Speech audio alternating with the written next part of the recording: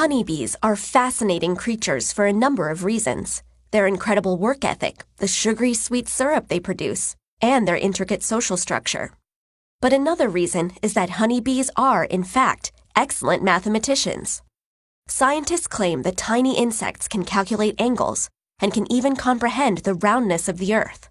But there's particular mathematical bee genius behind the most important aspect of honeybee life, the hive. Just like humans, bees need food and shelter to stay alive. The hive is not only the bees' home, but doubles as a place to store their honey. Since it's so central to survival, honeybees have to perfect the hive's architectural design. If you examine any piece of honeycomb, you'll see that it's constructed from tightly packed hexagonal or six-sided cells. Of all the possible designs, why do honeybees choose this one? To understand, you need to think like a bee. Bees need a secure place for their entire colony to live.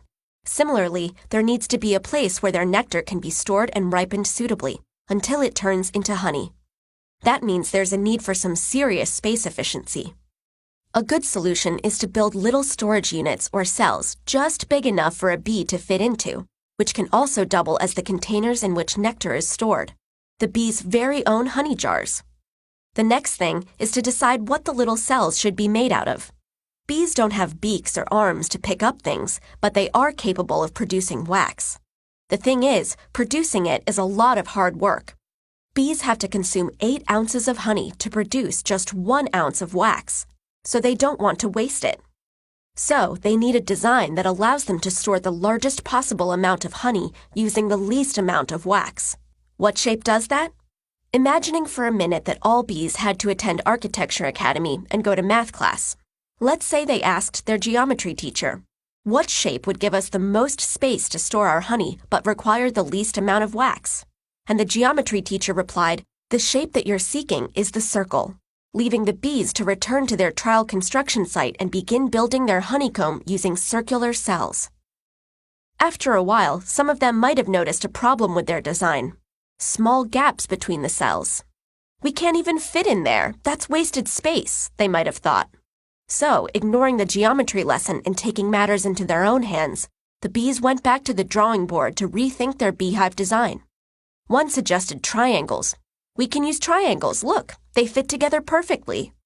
Another bee suggested squares. Finally, a third bee piped up and said, pentagons don't seem to work, but hexagons do. We want the one that will use the least amount of wax and be able to store the most amount of honey. Yes, I think that's the hexagon. Why? It looks more like the circle than the others. But how do we know for sure?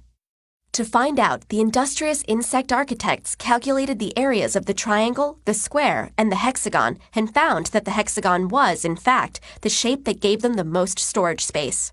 They agreed on an ideal size and returned to work. The space-efficient comb that is a bee's trademark today is probably the result of this trial and error, but over long periods of evolutionary history.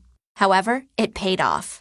Peek into any hive, with your protective goggles and netting on, of course, and you'll see the end result, a beautiful, compact honeycomb that any architect would have been proud to design.